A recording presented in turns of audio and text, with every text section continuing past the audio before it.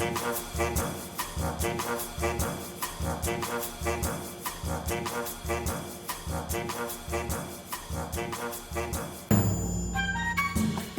and welcome to Everything's Fine, probably your weekly antidote to bad news. We are back to normal this time. No trips to sports events, no chatting with completely random strangers or anything like that. All back in our respective homes. Stu and Shelley are with me. Shelley's come as a... ET in a Yeah. bike basket. Come as ET tonight. That's Yeah. brilliant. I'm Yeah. just gonna do, I'm just gonna take a quick print screen of that so that Yeah. we can share Yeah. how you've decided to come dressed.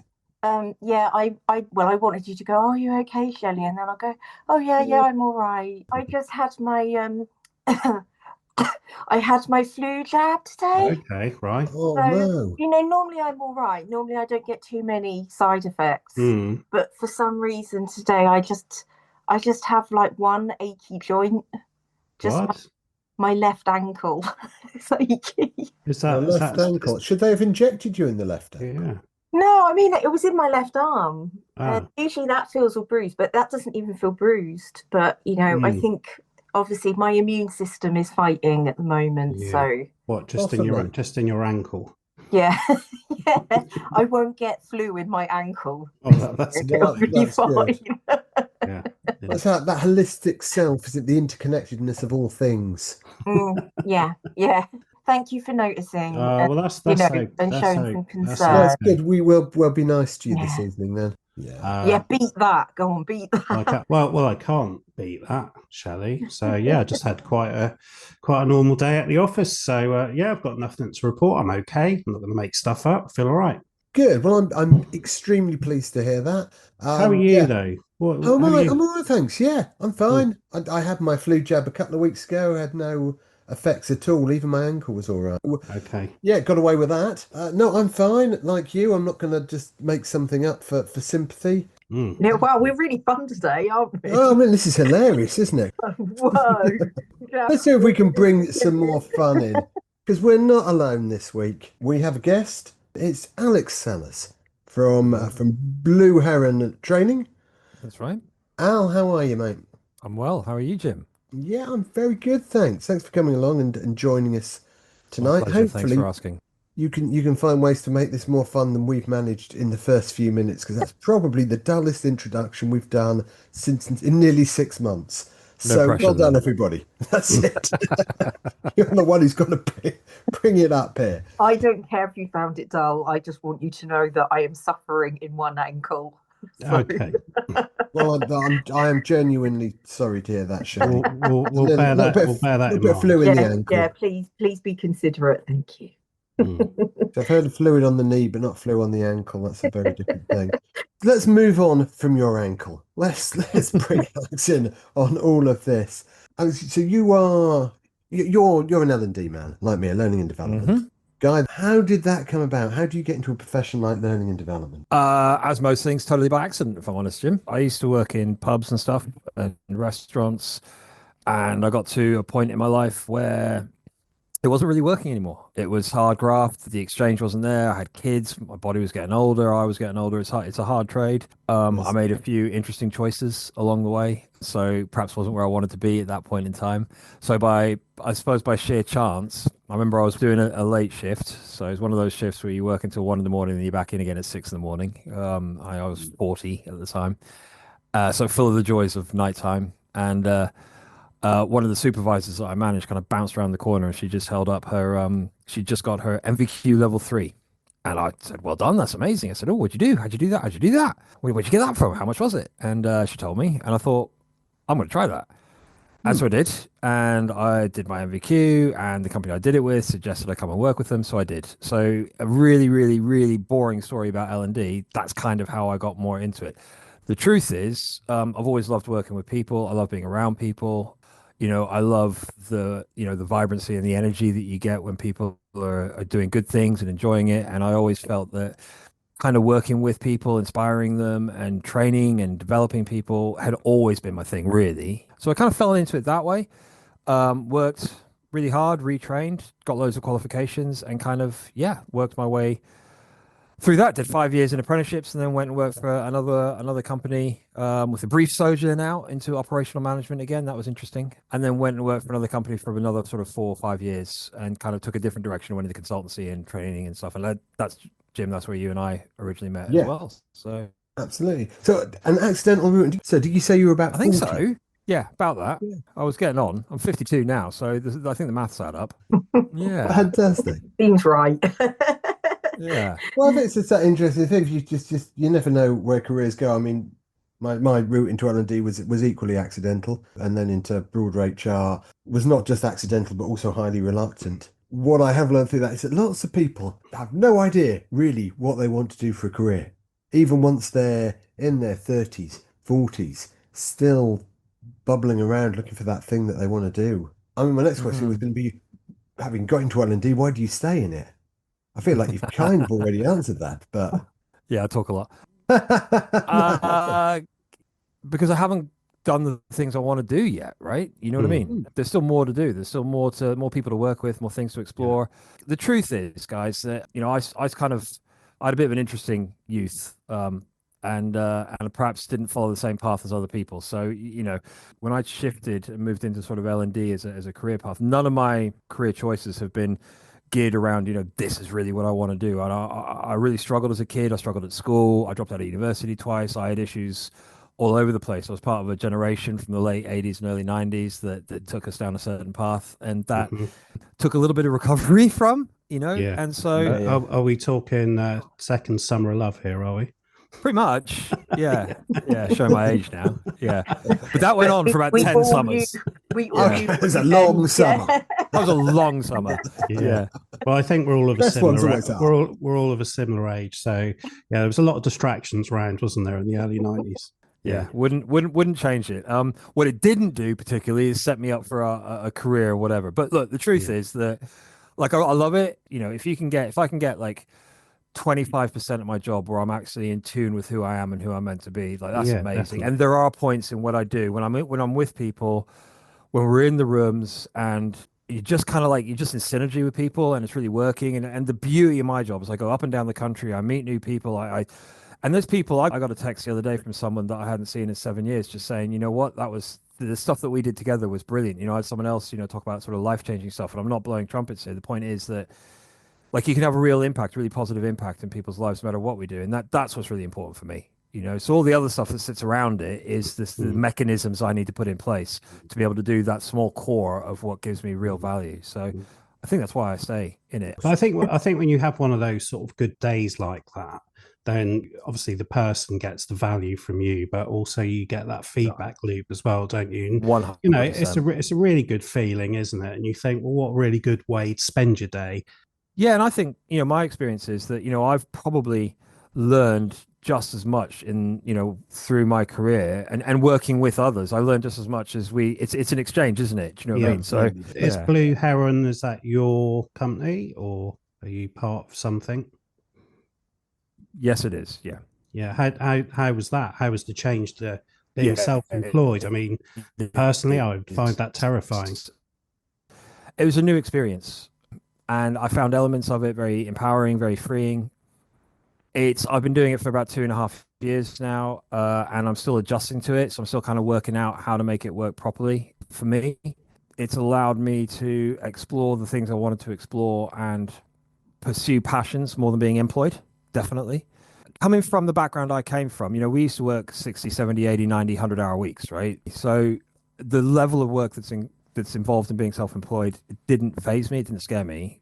And the biggest thing for me is obviously the cash flow. I run a business, so there's times where it gets stretched. There's times that I have to do things, and there's times where it's fine. So those are probably it's the ups and downs of worrying about the other elements of the business that it took a while to adjust to. But one of the things when I went self-employed, I had a fairly good idea of what I wanted and what I didn't want.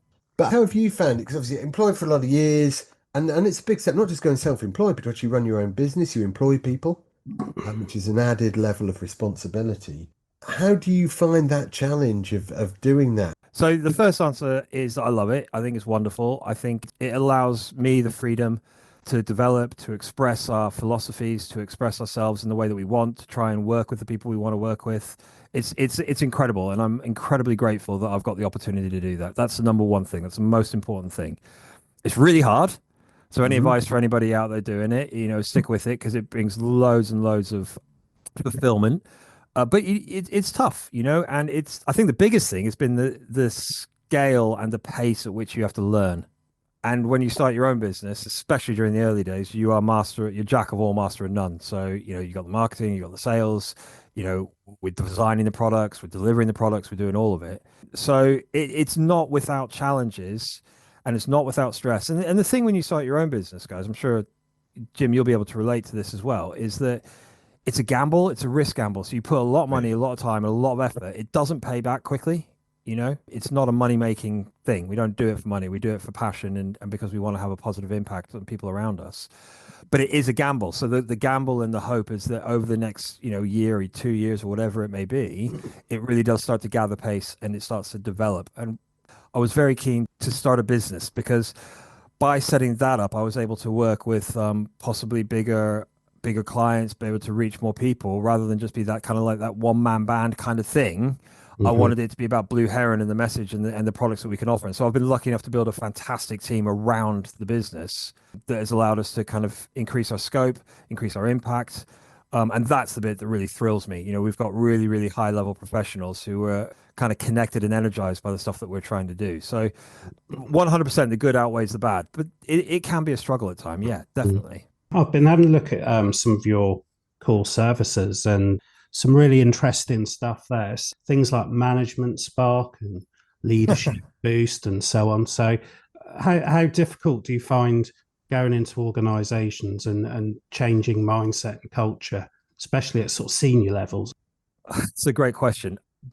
There's two kind of things which you can do, and I'll say as much as I can without giving too much away. Yeah, sure. You can run training. So training is the imparting of skills, of knowledge, and end up increasing skill sets, right? With training, I think the key is to have a number of sort of processes that work. So you engage people in it, and the tools are fairly simple for people to pick up, right? But with any training, there has to be a need. So you have to be working with people who actually want to develop, who want to improve their skills. So that's one side of it. The other side of the stuff we do is, as you've just said, is help organizations develop cultures that will help them perform better. And now we have a certain way of doing it. So we believe that if you invest in human capital as much as you possibly can, and not just financially, but in terms of creating, positive environments for people to work in, places where people feel valued, places where people can be more optimistic, places where they actually have a voice and believe that they matter. To do that effectively, you need really, really good buy-in from the senior team. You just need to make sure that you've got good buy-in from 1, 2, 3, 4 sponsors at a senior level. The point with it is that it's a process. It's not a one and done. So you don't just go in, run a couple of sessions and expect everything to be fine. That's like not what we're about.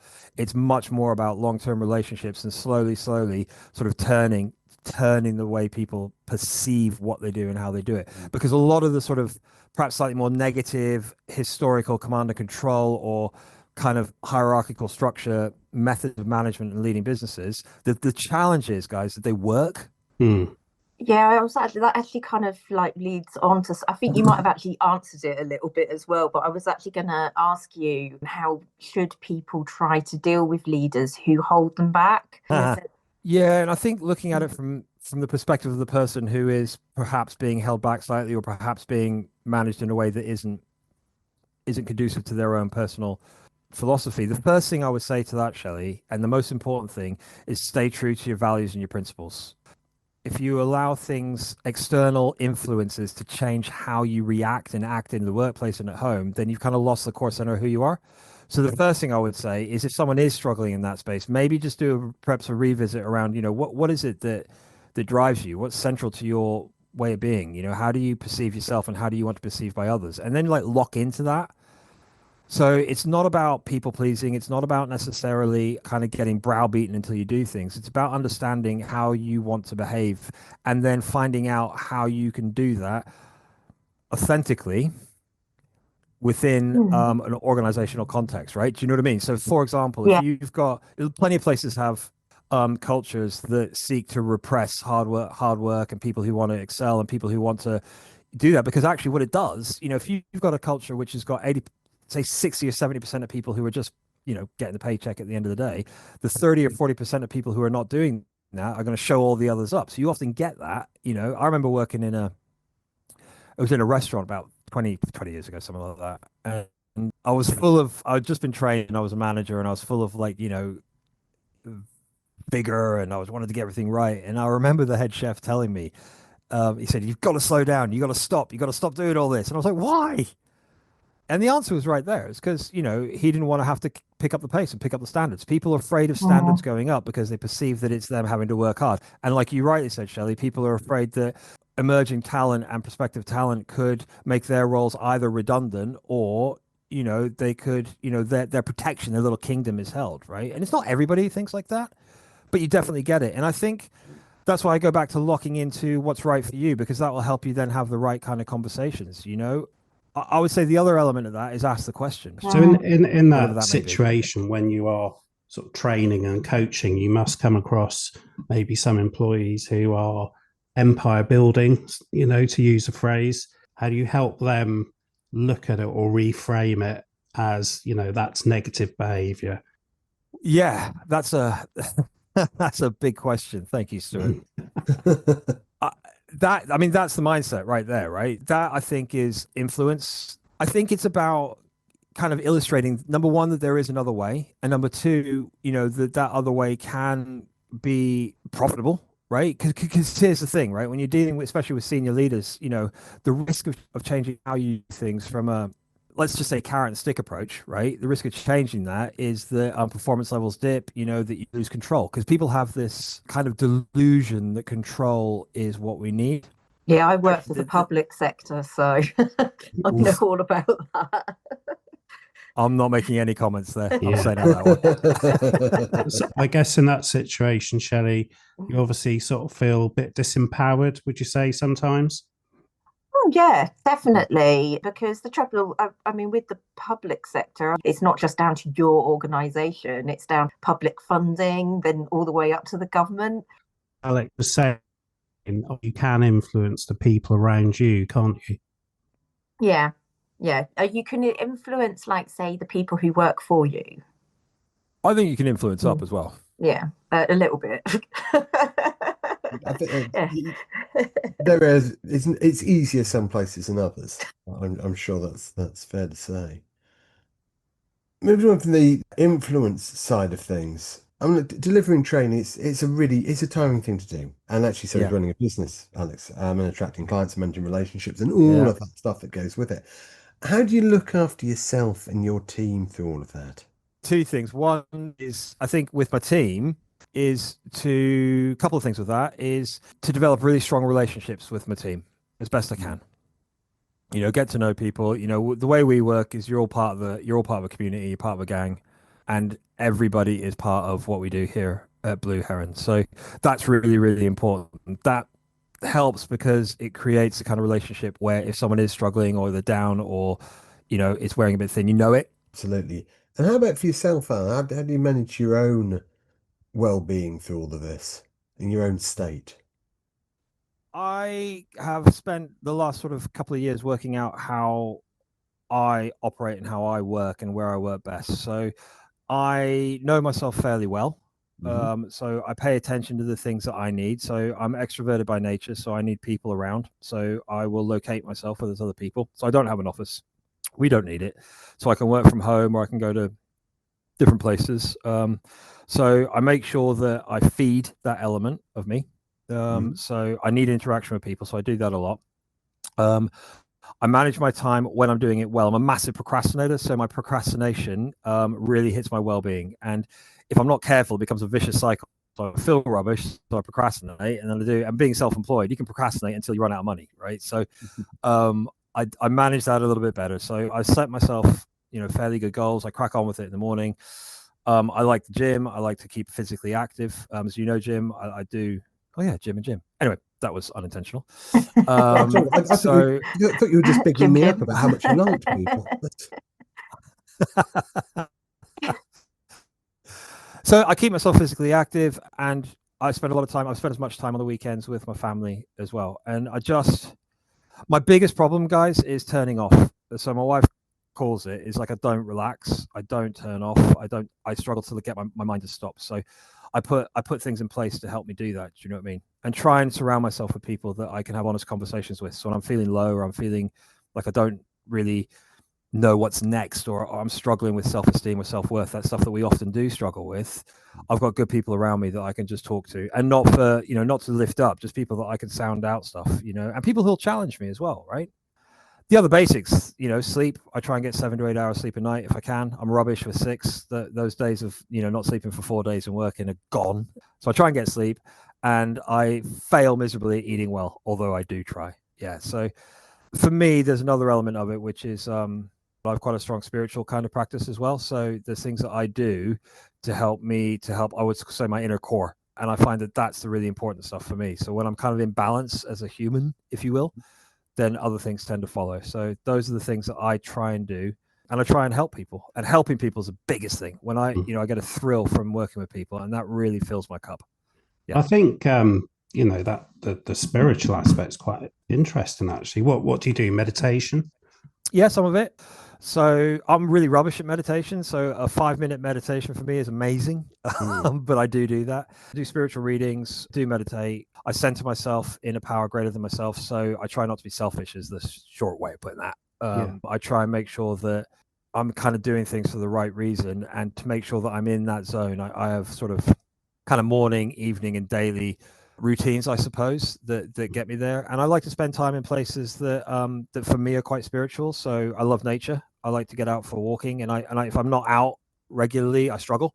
We're blessed. We've moved recently, and we live in a wonderful part of the world. Well, it's Norfolk, but it's beautiful. So being out walking or running slowly, Jim, I'm not like you anymore. I can't run fast, but anything out there is really important. And then also there's places where I can go and I can just be still, and that's for me, right? That may not be for everybody, but that for me is the number one thing. It's when I lose that, then everything else kind of goes, and I get wound up in the material world. I get worried about stuff, I get anxious. But when I'm actually connecting spiritually, that sort of stuff seems less important, and paradoxically everything else gets better at the same time. Yeah, I understand that. I think it was about 5 years ago I started my own form of sort of meditation, and not like from the book saying breathe and do this and do that. It was just more a case of I learned just to lay still for maybe 10-15 minutes, and then practice clearing my mind, and then every time it sort of went off, bring it back.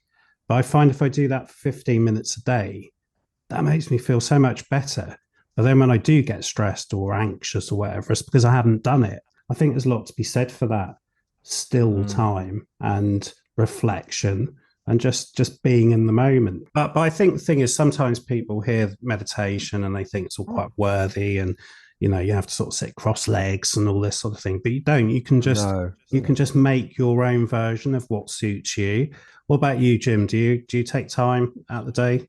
Yeah, I'm not as good at this as I should be, because I know all the ideas behind it. I know it's good for it. I just don't always make the time for it. But then it's only really the last 6 months or so that I've made time for exercise again. So I got really out of the habit of that.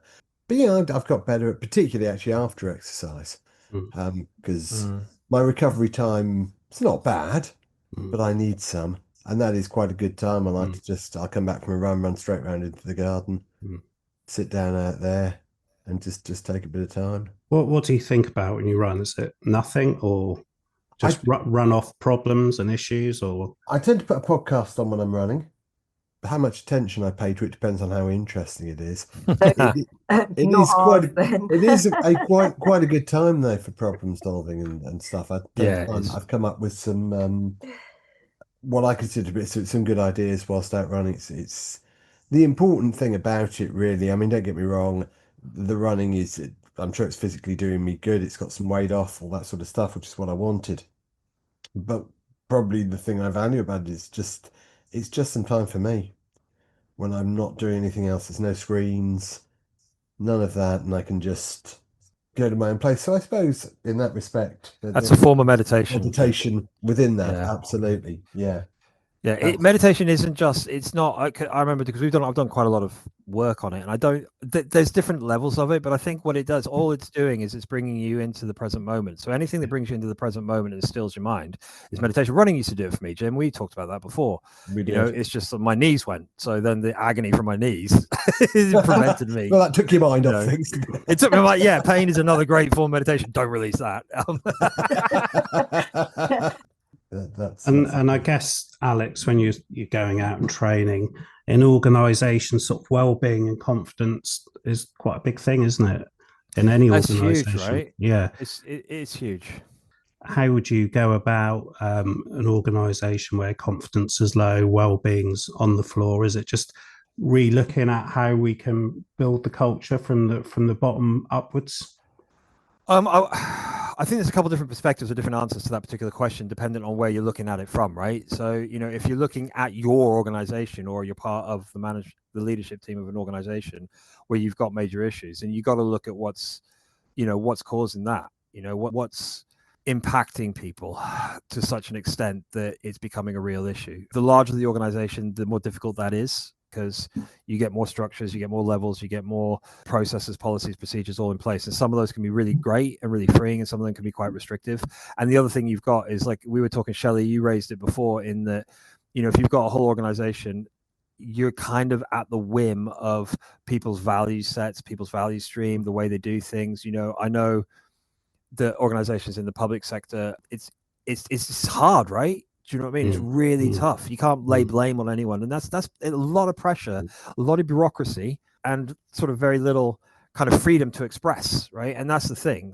I know I'm skirting around it, but I think that kind of coming back into it is looking at it, taking that macro picture and saying, right, what can you do organizationally from a cultural perspective? And the way to flip that is to go from a top-down model and try and release decision-making, release control, release people's ability to have a positive impact as low as you can go with as little sort of control parameters on that as you can get to that's feasibly possible. Because ultimately that's then about trusting people, isn't it? And people react well, don't they, when they're trusted and valued? They do. There still has to be control, right? So the more people that you have in an organization, there have to be systems, functions, and processes, because otherwise you'll get anarchy. But it's absolutely that. But it is about trusting, and I think that trust piece is so powerful in everything that we do. So it's about getting the right mindset and mechanisms in place so that you are allowing people the ability to develop their own decision-making skills. Because ultimately, it's what do you trust about people? Well, you got to trust their decision-making, right? Ultimately, that's it, isn't it? Yeah, for sure. You know, and people do things, they follow suit. You know,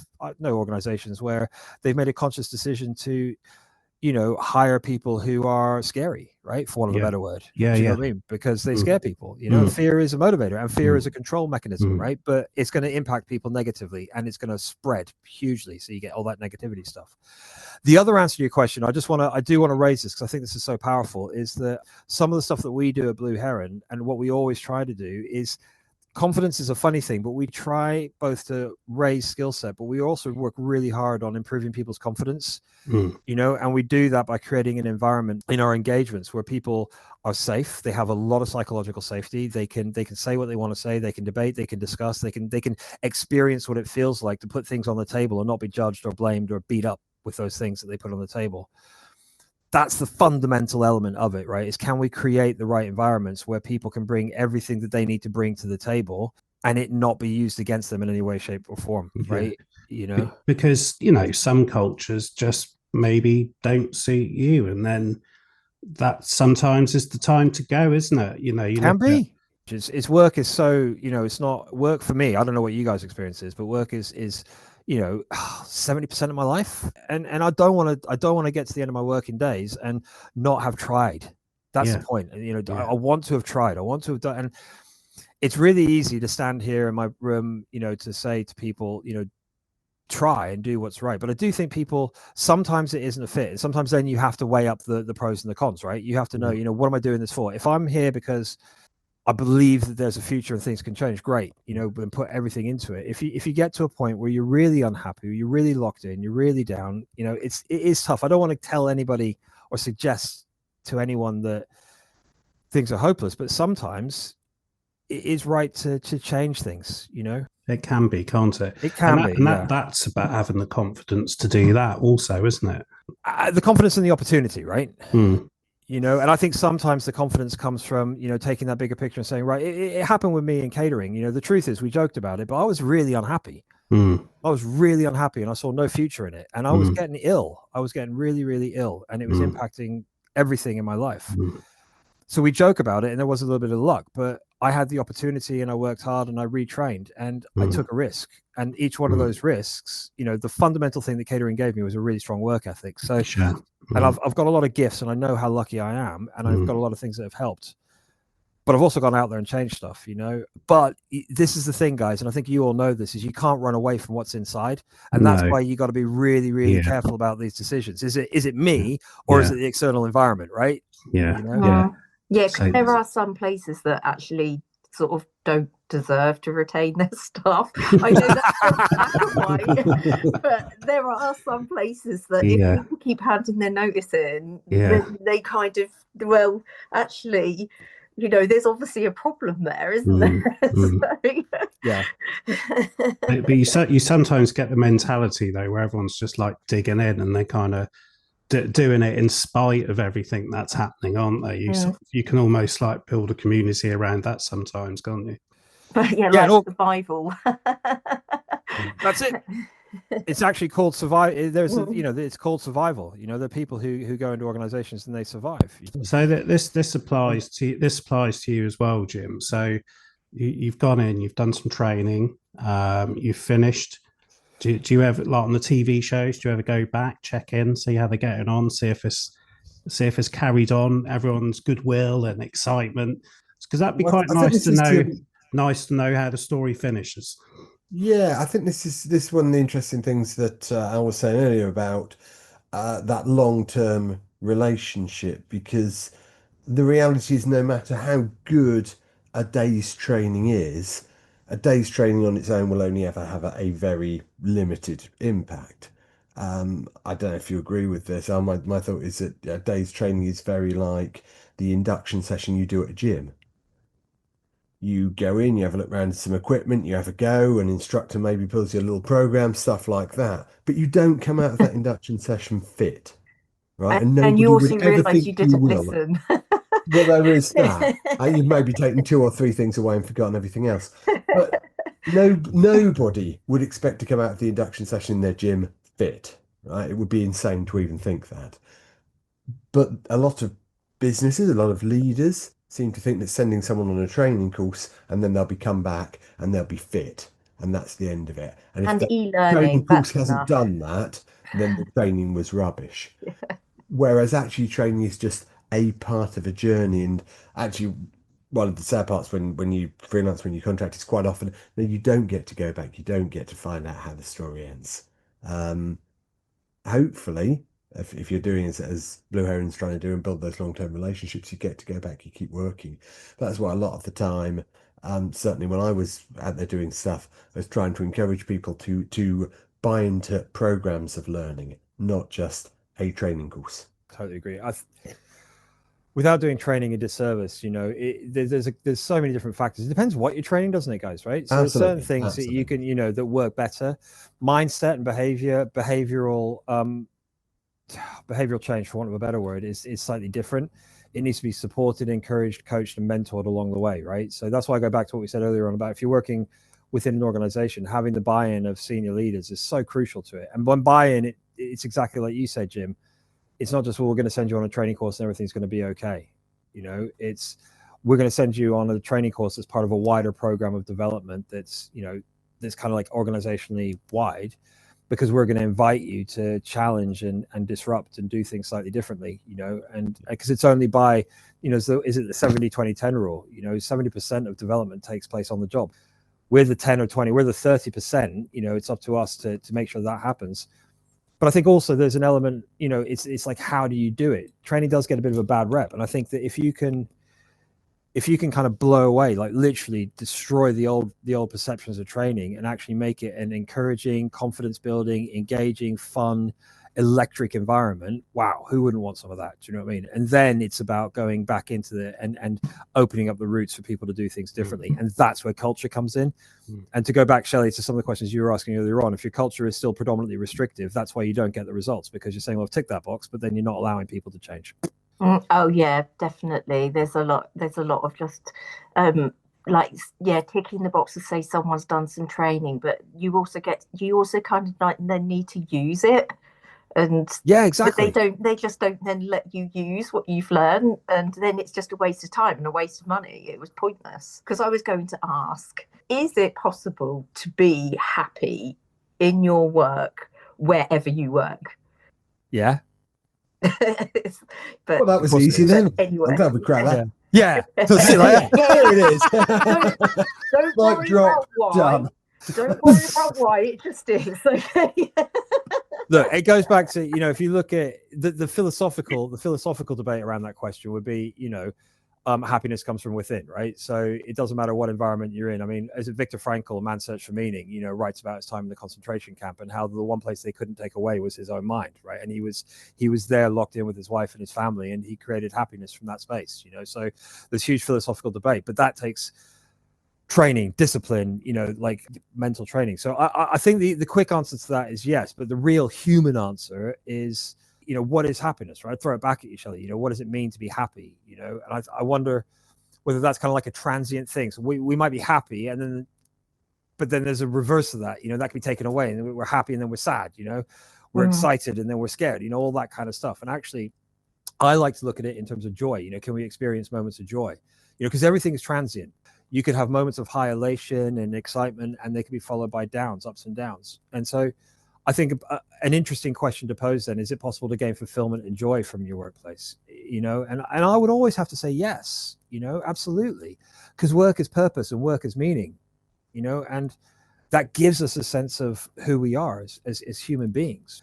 And I think sometimes people don't realize the importance of their role. Anytime you have influence over more than yourself, it's huge. I do think it's possible to experience joy and fulfillment from work. Yes. I think it's naive to think that we can experience that all the time. And I think there's a lot of people out there who don't.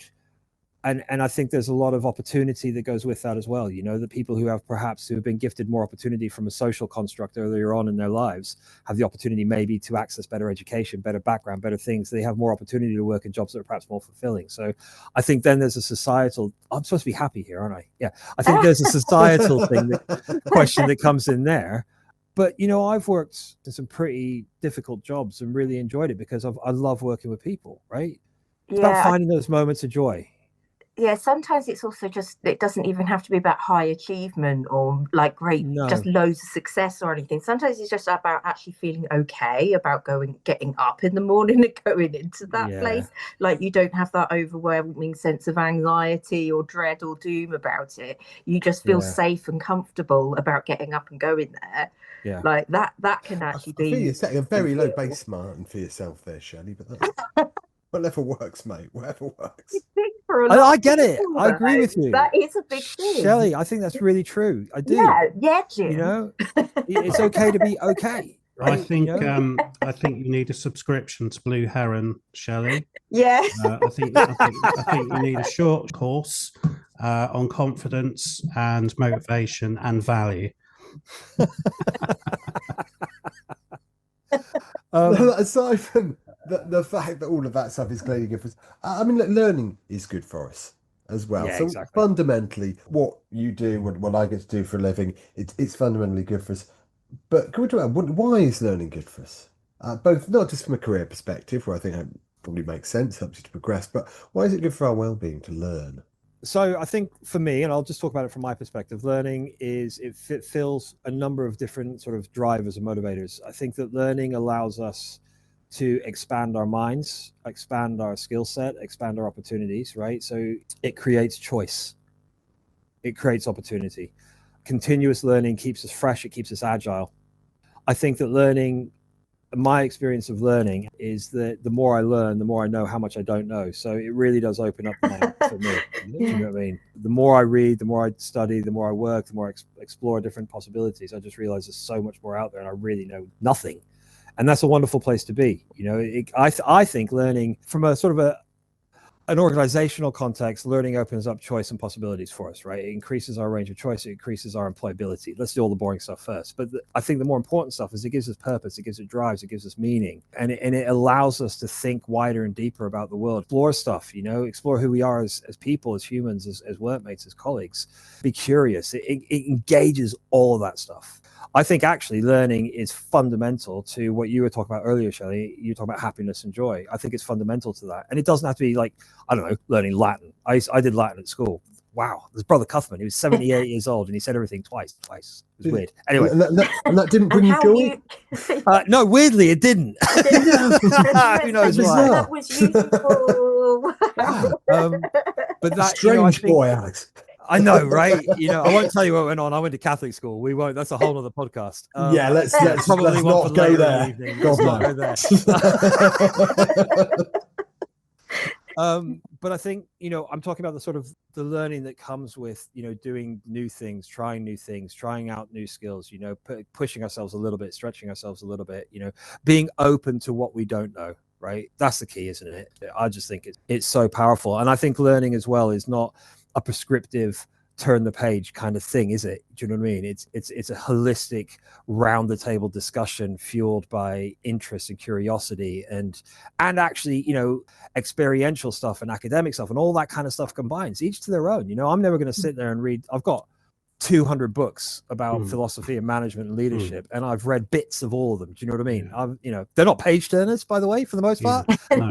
They're really not. They're useful when you're studying or writing an essay or something. Like yeah, exactly. It's just experience it and find some way of kind of reviewing, critiquing stuff. And it can be uncomfortable.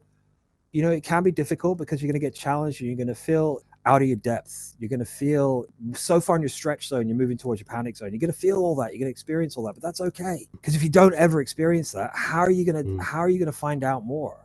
And that's why I go back to that idea of connection and finding your people, finding the right people around you that you can engage with and explore with. And we miss that so often. And that was one of the reasons that, one of the things that's most fulfilling, going back to your earlier question about running my own business, is that I can surround myself with people that do that. And I don't know if that's answered the question, but yeah, well, look, we've talked, I think, quite a lot over the last nearly 6 months we've been doing this about community and finding your people, finding your community. One area that we've ended up looking at a lot is around the community side of sport. You're supporting that as well because you have a link to Norwich City's women's football team, don't you? Correct. Yes. Yeah, we're one of the sponsors. Yeah, tell us a bit about how that came about and how you work with them. So it came about because one of my colleagues was contacted, some outreach from Norwich City, and she kind of put it. She said, "Oh, Norwich City." It was early days. Norwich City have said, we'd be interested in sponsoring them, and I'm hugely impulsive, and I said yes. So I could probably make that into a better story. The truth, no, that's fine. The truth of it, basically, it was they rang and asked you, and you said yes. And I said, yeah, no, there's more to it, right? I mean, you're not going to dine out on that one, Yeah, really not. We need to build this a bit, right? So the truth is that it was an opportunity that was presented, and I'll be honest that it was speaking to Elle, who was the first person who engaged with us. Just her vibe was completely right. And the way that she was passionate about the team. And from a business perspective, I knew that it would raise my brand. I was in early days and my brand, it's really hard building a brand from nothing. I did need a bit of a leg up. And I knew that this would be really, really positive because you could attach the Norwich City brand to it. I am a big fan of it's going to sound wrong, but I'm a big fan of the underdog, people who have to fight a little bit harder than others. I like to challenge things. So it just fit with what we were trying to do. The heart, the purpose, everything about it just married with our business philosophy so well. And that all came across in like the first conversation. So it was a mixture of a little bit of business now, knowing that it would raise the brand, and a lot of heart, a lot of just like, I really like the feel of this. I really like the vibe. And then when we did it, was just welcomed into the Norwich City sort of community really, really well. Felt part of it instantly. Loved working with the people. Was brought into, got to meet everybody, Flo and the team. And I love football, right? Because it is, it's a passion of mine. So it kind of just all married up. And now I'm into my second year of doing it. We do reports on the team. We're supporters. So it's not just a commercial decision. We actually avidly want the team to do well, and they're doing very well at the minute. Shout out to Norwich ladies. Woo! 5-0 on the weekend. Love that. And the community piece is at the heart of what we do. We are a local company. I love Norwich. I've been here 25 years. My whole family are Norwich and Norfolk, born and bred. And it's a pleasure and a joy to be part of something so integral to the Norwich and Norfolk community. Yeah. And I suppose just as a final question, but it's a big one. Are you happy? At work. Not possible. Back to our conversation with Shelley. I am very happy. Yes. Yeah. Moments of joy, lots of them. There's moments where I'm present enough to really appreciate the gifts that I have. My family, people around me, a wonderful place where I live, meeting with great people like you, opportunities. You asked a question earlier on, is what's it like being self-employed and running your own business? It's amazing is the answer. It's amazing. And for today, yeah, man, really happy. Really, really happy. Good stuff. Well, thanks, Alex. That was really good. Loving your passion. Amazing. Thank you. Yeah, you said you can't keep still, and we can see it. Yeah, well, I'm standing up. I've got like a little walking thing. Like those they're not running treadmills, but they're similar. So I've got one. That's a good idea. Yeah. I've got a little cycle thing under my desk, so I sit and cycle while I'm working. Yeah. Are you cycling now, Jim? No. Because your head is incredibly still. Yeah. If that would be amazing. No, you can kind of tell while I'm cycling. Yeah. Well, either that or some of my colleagues. The first time I started doing it, no one said anything at that point. Yeah. But afterwards, I did get a bit of contact. Go, are you okay? You seem very jittery. Yeah. But no, I'm not jittery. I'm cycling. I'm all right. I'm fine. Were you sweating as well? Yeah, they didn't mention it. If I look jittery and sweaty, then that might be a problem. Yeah, we're moving into dangerous moving territory. like this and sweating a little bit. Yeah, That's going to be a disturbing image, isn't it? We're into Catholic school territory. Yeah, we really are. Let's or back to the summer of love. We'll cut that. Thank God. Yeah. I said, well, maybe. We've taken up so much of your time tonight. Look, thanks ever so much for coming on, mate. It's been a pleasure. Anytime. I really appreciate it, Jim. Thanks for asking. Stu, Shelley, thank you so much for having me. Thanks again to Alex for his time tonight. Really enjoyed that. Some really fascinating stuff. There's a whole conversation there about his upbringing that sounds fascinating. Maybe we'll come back to that another day. All that remains really is us to wrap up this episode. To say, if you have enjoyed this episode, or even if you've not particularly enjoyed it, but you're feeling kind and generous, please like, please subscribe, please share. If you're on the socials, we're on the socials. Everyone loves the socials, don't they? If you're on there, you want to comment, we'd love to hear from you. Well, assuming you've got anything nice to say. If you haven't, we're probably not too worried, but well, put a thumbs up or something like that. We will be back next week for a Halloween special. Ooh. And some ghost stories with a difference. Ooh. So, if you fancy having the willies put up you by me and Stuart and Shelley, then join us next week for another fun-packed episode of Everything's Fine, Probably. Thanks for listening.